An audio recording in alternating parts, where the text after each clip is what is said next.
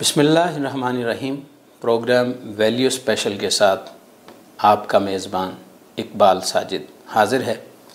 नाज़रीन, जैसा आप जानते हैं कि हम हर अपने प्रोग्राम में नए से नए टॉपिक्स और उन पे डिस्कस के लिए हमारे पास मेहमान आते हैं, जिनसे हम आपकी रहनुमाई के लिए मुख्तलिफ़ चीज़ें डिस्कस करते हैं। आज का इंसान हर लिहाज से ये चाहता है कि वो तंदुरुस्त तवाना रहे, चाहे उसे एक्सरसाइज करनी पड़े या मेडिसिन खानी पड़े। वो अपने आप को हमेशा ताकतवर और तवाना देखना चाहता है। इसी मौजू पर डिस्कस के लिए आज मेरे साथ शरीके गुफ्तगू हैं जनाब मोहतरम डॉक्टर मोहम्मद इदरीस खान साहब। मैं आपको प्रोग्राम में वेलकम करता हूँ। शुक्रिया सर। डॉक्टर साहब, आपने BMS किया है और उसके साथ आपने MPhil फाइटो मेडिसन में किया है। फिर आपने इस्लामिया यूनिवर्सिटी भावलपुर से PhD है ईस्टर्न मेडिसन में। फिर आप रिसर्च स्पेशलिस्ट रहे हैं आगा खान मेडिकल यूनिवर्सिटी कराची में, और आजकल HOD हैं आप ईस्टर्न मेडिसन में सुपीरियर यूनिवर्सिटी लाहौर में। एक तो हमारे नाजरीन को बताइएगा कि ये ईस्टर्न मेडिसन है क्या? थैंक यू इकबाल साजिद साहब, आपने मौका दिया। तो नाजरीन के लिए मैं ये बताना चाहूँगा कि ईस्टर्न मेडिसन कोई नई चीज़ नहीं है। जब इंसान इस दुनिया में आया था तो वो बीमारियां भी साथ लाया था। तो जैसे ही इंसान को खुराक की ज़रूरत पड़ी तो इंसान ने नबातात का सहारा लिया, मुख्तलिफ़ दरख्तों के पत्ते, फल, बीज खाने शुरू किए। तो जैसे फिर वो बीमार हुआ तो फिर बीमारियों के लिए भी उसने यही चीज़ें इस्तेमाल करना शुरू की। तो यही चीज़ें फिर पहले इल्म लदुन्नी के तौर पे सीना बसीना चलती आईं। लोगों ने अपने तजर्बात जो हैं वो शेयर किए, और आहिस्ता आहिस्ता ये जैसे जैसे इंसान ने तरक्की की उसके साथ साथ ये सिस्टम ऑफ मेडिसिन एक बनता गया। और फिर एलोपैथिक तकरीबन 100-150 साल पहले आई है। उससे पहले 1400 साल तक, 1500 साल तक सिर्फ यही ईस्टर्न मेडिसिन ही थी जिसने पूरी दुनिया को, पूरी कायनात को सेहत बख्शी। तो अल्लाह जन्नत नसीब करे हकीम मोहम्मद सईद रहमतुल्लाह अलैह को। उन्होंने 1995 में इस चीज़ को रियलाइज़ किया कि ये जो ईस्टर्न मेडिसिन का, ये हर्बल मेडिसिन का, ये हर्ब्स का नॉलेज है, इसको बाकायदा एक डिग्री की शक्ल दी जाए। तो 1995 में हकीम सईद साहब ने इसकी बाकायदा इंटरनेशनल कुछ लोगों को इनवाइट करके इसका सिलेबस डिज़ाइन करवाया, और 1995 में उन्होंने हमदर्द यूनिवर्सिटी से इसका स्टार्ट लिया। और ये ईस्टर्न मेडिसिन को आप ये कह सकते हैं कि ये हर्बल मेडिसिन में एक एडवांस्ड किस्म की डिग्री है, और ये बिल्कुल MBBS के मुकाबले की डिग्री है। इसमें आप 5 साल जो है वो जिस तरह MBBS वाला 5 साल पढ़ता है, सेम इसी तरीके 5 साल इसमें भी हम पढ़ाते हैं, लेकिन इनका जो मोड ऑफ़ ट्रीटमेंट होता है वो नेचुरल मेडिसिन या हर्बल मेडिसिन होता है। डॉक्टर साहब, ये बताइएगा कि ईस्टर्न मेडिसिन में किस तरह की अद्वियात इस्तेमाल होती हैं? जी, ये आपका जो क्वेश्चन है ये बड़ा इम्पोर्टेंट है। इसमें ये है कि जिस तरह की बाकी चीज़ों में मेडिसिन इस्तेमाल होती हैं, जैसे capsule, tablet, syrup, ointment, balm, तो क्रीम, मुख्तलिफ़ बीमारियों में आयल्स, ठीक है, तो सेम वही तरीका जो मेडिसिन का होता है वो यहाँ भी इस्तेमाल होता है। लेकिन इसमें कुछ चीज़ें एक्स्ट्रा होती हैं, जिसमें आप डिस्टिलेट्स जिनको आप अर्क कहते हैं, पेस्ट, माजून जिसको आप कहते हैं, खमीरा, ये चीज़ें भी इसमें साथ यूज़ होती हैं। लेकिन बाकी चीज़ें जिस तरह बाकी थेरेपीज़ में होती हैं, इस थेरेपी में भी वही अद्वियात जो हैं वो इस्तेमाल होती हैं। और ये भी हमारे नाज़रीन को बताइएगा कि ये जो ईस्टर्न मेडिसन है, इससे इलाज कैसे मुमकिन हो सकता है? आया एलोपैथिक से ये बेहतर है या उसके लेवल का है? बल्कि आजकल भी वो होम्योपैथिक भी चल रहा है। तो ये एक ईस्टर्न मेडिसन है जिसको आपने कहा कि ये एक एडवांस फॉर्म है। असल में ये तिब इस्तेमाल होती थी, उसी की एक एडवांस फॉर्म है। तो आया ये उसी लेवल का है काम, आप समझते हैं? ये मैं ये समझता हूँ, मैंने ये आपको कहा कि ये जो सिस्टम ऑफ मेडिसिन है ये कोई नई चीज़ है ही नहीं कि आप इसके बारे में कुछ शकूक व शुबात लाएं। ये वो सिस्टम है जो इंसान के इस दुनिया में मार्ज़ वजूद में आने के साथ साथ ही आ गया था। अब इसकी जो शक्ल है, ये जो ट्रीटमेंट मेथड है, वो जदीद साइंसी उलूम के साथ उसको उस्तवार कर दिया गया है। जो आपने बात की कि ये उसके लेवल का है या उससे बेहतर है, तो मेरे नज़रिए के मुताबिक तो ये वो चीज़ है जो तकरीबन को 1500-1600 साल हमने टेस्ट करके तो उसकी एक एडवांस चीज़ हम लेके आए हैं। बाकी चीज़ें तो हम टेस्ट करते हैं ना। मैं किसी सिस्टम की बुराई तो नहीं करना चाह रहा, लेकिन मैं ये थोड़ा सा आपको हवाला देना चाह रहा हूँ कि आप अक्सर ख़बरों में और मुख्तलिफ न्यूज़ में आप ये सुनते होंगे कि फ़लाँ दवाई के साइड इफ़ेक्ट आने लग गए, वो हुकूमत ने बंद कर दिया, फ़लाँ आ रही है, फ़लाँ आ रही है। लेकिन कभी आपने ये नहीं सुना कि जी इसबगोल जो है वो हुकूमत ने बंद कर दिया, उसके नुकसान आना शुरू हो गए। कभी आपने ये नहीं सुना होगा कि बादाम रोगन बंद कर दिया है। कभी इस तरह की आप जो शानदा इतने सालों से यूज़ हो रहा है, आपने कभी ये नहीं सुना होगा कि उसका नुकसान आना शुरू हो गया। तो ये वो चीज़ है जो नेचुरल है, जो अल्लाह ताला की तरफ से, कुदरत की तरफ से एक पैदा करता है, और वो हमारी बॉडी के साथ सिंक्रोनाइज्ड है। हमारी बॉडी कभी भी केमिकल्स के लिए बनाई ही नहीं गई। हमें जो खुराक और जो चीज़ें हमें कुदरत की तरफ से अता करता है वो सारी नेचुरल हैं, चाहे वो प्लांट से हासिल हों, पौधों से हम लें, या फिर हम जानवरों से लें, जैसे दूध, शहद, अंडा हम लेते हैं, गोश्त लेते हैं, या हम जानवरों से लें या मिनरल से लें, जैसे कैल्शियम, फास्फोरस, जिंक है, या इस तरह के बाकी जो मिनरल्स हैं। ये तीनों सोर्स मिला के हम इसको नेचुरल मेडिसिन में लेके आते हैं। और नेचुरल मेडिसिन जो है ये वो वाहिद तरीका इलाज है जिसके साइड इफ़ेक्ट्स ना होने के बराबर हैं, और इसकी जो क्योर रेट है वो 100% प्लस है। और दूसरी बात ये है कि इसमें रिकरेंट होने के चांसेस कम होते हैं। जैसे आपने दूसरे सिस्टम में अगर मेडिसिन ली है तो आपको सर दर्द है या बॉडी पेन है, तो एक दफ़ा आपने पेन किलर मेडिसिन ले लिया है, तो जैसे उस दवाई का असर ख़त्म होता है पेन दोबारा शुरू हो जाता है। ब्लड प्रेशर की आप दवाई ले रहे हैं, जिस दिन आप लेते हैं ब्लड प्रेशर ठीक रहता है, जिस दिन नहीं लेते फिर दोबारा शुरू हो जाता है।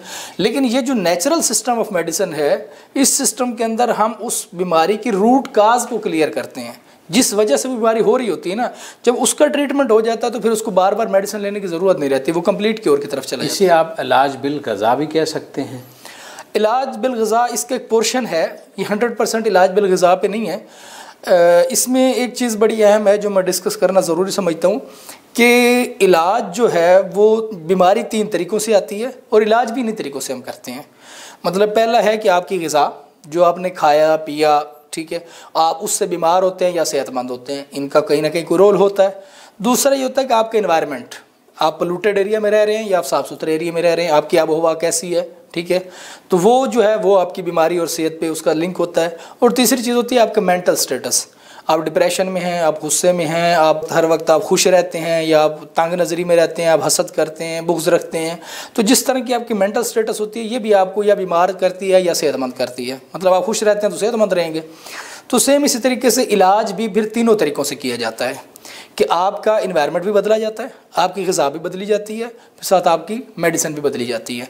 तो इन तीनों चीज़ों को जब हम कंबाइन करते हैं तो एक नेचुरल वे में एक कंप्लीट क्योर की तरफ हम बढ़ जाते हैं। ये भी बताइए कि डॉक्टर साहब आप पाकिस्तान में ईस्टर्न मेडिसिन का क्या स्कोप देखते हैं इन फ्यूचर? देखिए, ईस्टर्न मेडिसिन का स्कोप के लिए कोई बाउंड्री नहीं है। जहाँ जहाँ इंसान रहते हैं वो जहाँ जब जब बीमार होते हैं तो उनकी फ़र्स्ट प्रायोरिटी ईस्टर्न मेडिसिन ही होती है, नेचुरल मेडिसिन ही होती है।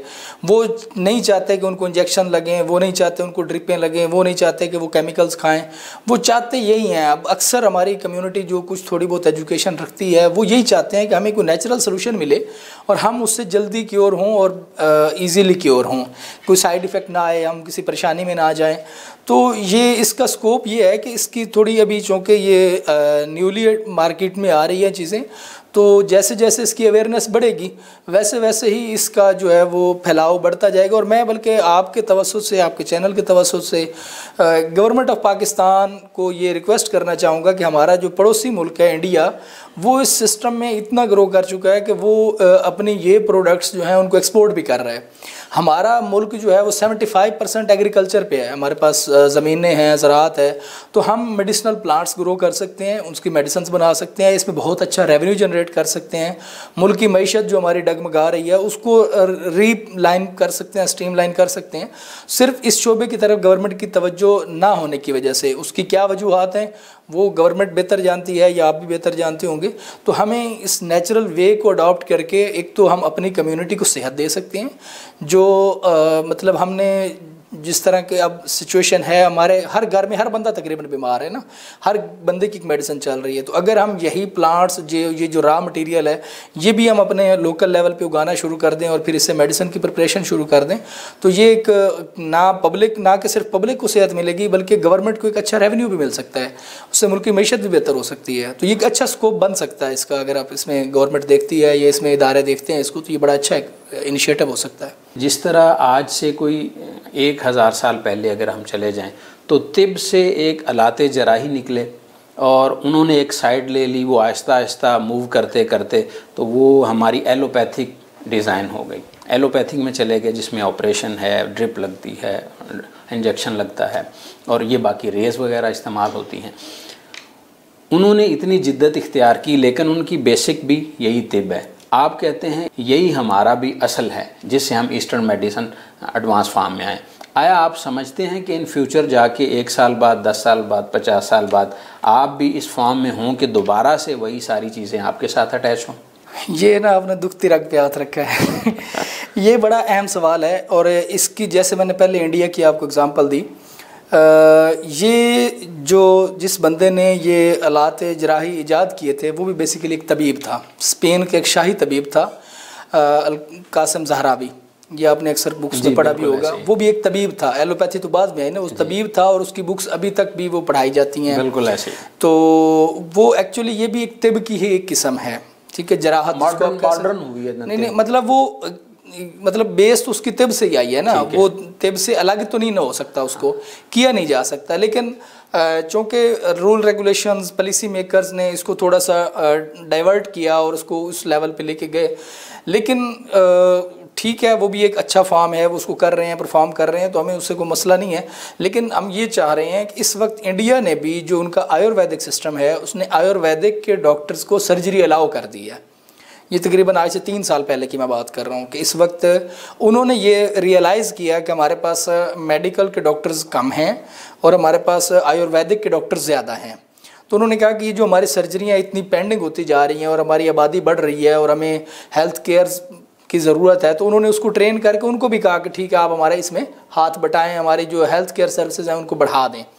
तो उसमें अभी इस वक्त भी हम इन फ्यूचर शायद हमारी जो पॉलिसी मेकर्स इदारे हैं या गवर्नमेंट है उसको रियलाइज़ करेगी। और दूसरी बात ये कि ये हमारे सिलेबस का हिस्सा होता है, बाकायदा सर्जरी इसमें पढ़ाई जाती है और सर्जरी जो है वो एक ज़रूरत है। हम समझते हैं कि जब तक एक स्टूडेंट को आप सर्जरी साथ नहीं पढ़ाते, जराहत साथ नहीं पढ़ाते, उसका तिब का इल्म मुकम्मल ही नहीं होता। पढ़ाई जाती है, सिखाई जाती है, लेकिन उसके कुछ रूल रेगुलेशंस में भी डिफरेंस है। जैसे आपने कहा कि कुछ अर्सा बाद हम भी होपफुल हैं और उम्मीद करते हैं कि कुछ अर्सा बाद गवर्नमेंट इसको रियलाइज़ करेगी कि ईस्टर्न मेडिसिन के लोग भी सर्जरी में जा सकते हैं और वो सर्जरी की लाइसेंसिंग जारी करेगी। डॉक्टर साहब ये बताइएगा कि इसमें अगर कोई बंदा स्पेशलाइजेशन करना चाहता है या फ़र्ज़ करें अगर कोई बंदा कहता है कि मैं ईस्टर्न मेडिसिन का डॉक्टर बनना चाहता हूँ, तो उसके लिए एजुकेशन गाइडलाइन आप किस तरह से सुजेस्ट करते हैं? कौन से सब्जेक्ट उसे अभी से लेकर चलना चाहिए? जी बिल्कुल, इसमें यह है कि जैसे मैंने आपको बताया कि ये MBBS की तर्ज की एक डिग्री है जी। तो FSC प्री मेडिकल जैसे MBBS में रिक्वायर्ड होता है, इसी तरह ईस्टर्न मेडिसिन में भी FSC प्री मेडिकल रिक्वायर्ड होता है। इस वक्त जो गवर्नमेंट ऑफ पाकिस्तान के रूल रेगुलेशंस के मुताबिक मिनिमम 50% मार्क्स जो हैं वो उसके रिक्वायर्ड होते हैं BEMS में एडमिशन लेने के लिए। BEMS की जो फुल फॉर्म है वो है bachelor of eastern medicine and surgery. जैसे MBBS है उसी तरह BEMS का ये 5 ईयर डिग्री प्रोग्राम है, मुख्तलिफ यूनिवर्सिटीज़ करवा रही हैं इस वक्त पाकिस्तान के अंदर। तो उसके लिए जो यूनिवर्सिटी में आने का तरीक़ाकार है वो ये है कि आपके पास FSC प्री मेडिकल हो और उसमें मिनिमम आपके 50% मार्क्स हों। इसके अलावा A लेवल को भी हम कंसीडर कर लेते हैं। तो उसका जो एडमिशन क्राइटेरिया है वो बाकियों की तरह होता है। हाँ, कुछ यूनिवर्सिटियाँ अपना टेस्ट लेती हैं, कुछ अभी नहीं लेती। इन फ्यूचर में भी सब यूनानिमस हो जाएंगी, लेकिन अभी कुछ यूनिवर्सिटीज़ का अपना एक टेस्ट होता है FSC के बाद, उस टेस्ट के बाद admission confirm test, entry test type होता है। तो वो मतलब कोई सेंट्रलाइज नहीं है जैसे UHS लेती है या जो PMC का होता है, सेंट्रलाइज नहीं है। वो हर यूनिवर्सिटी की अपनी मर्जी है कि वो किस तरह टेस्ट लेती है और कैसे करती है। लेकिन ये है कि टेस्ट होता है कुछ यूनिवर्सिटीज़ का, लेकिन हमारे पास अभी सुपीरियर में नहीं है। हम FSC के 50% 50% मार्क्स पे एडमिशन ग्रांट कर देते हैं और उसके बाद उसको 5 साल के लिए थ्योरी पढ़नी होती है, क्लासेस पढ़नी होती है यूनिवर्सिटीज़ के अंदर, और 1 साल की उसको हाउस जॉब करनी होती है टीचिंग हॉस्पिटल के अंदर। जब वो 1 साल की हाउस जॉब कर लेता है तो उसके बाद उसको government of Pakistan eastern medicine की प्रैक्टिस का लाइसेंस देती है कि अब वो क्लिनिकल प्रैक्टिस कर सकता है, पेशेंट चेक कर सकता है, डायग्नोज कर सकता है, उसका ट्रीटमेंट कर सकता है। तो ये उसका प्रोसेस होता है। जी डॉक्टर साहब, बहुत शुक्रिया, आपने अपना कीमती वक्त दिया। इंशाल्लाह किसी दिन फिर डिटेल से कुछ डिजीज़ के ऊपर आपके साथ प्रोग्राम करेंगे। और नाजरीन, जैसा कि आपने डॉक्टर साहब की गुफ्तगू सुनी कि डॉक्टर साहब ने कहा कि ईस्टर्न मेडिसन जो जिसका एक पार्ट है इलाज बिलग़ज़ा, कि अल्लाह ताला ने इस कायनात में सारी चीज़ें ऐसे ही नहीं बनाई, उनको खाने से बेशुमार बीमारियां दूर हो जाती हैं। तो हमें अपनी सेहत का हर लिहाज से ख्याल रखना चाहिए। इन्हीं अल्फाज के साथ अपने मेज़बान इकबाल साजिद को इजाज़त दीजिए। अल्लाह हाफ़िज़।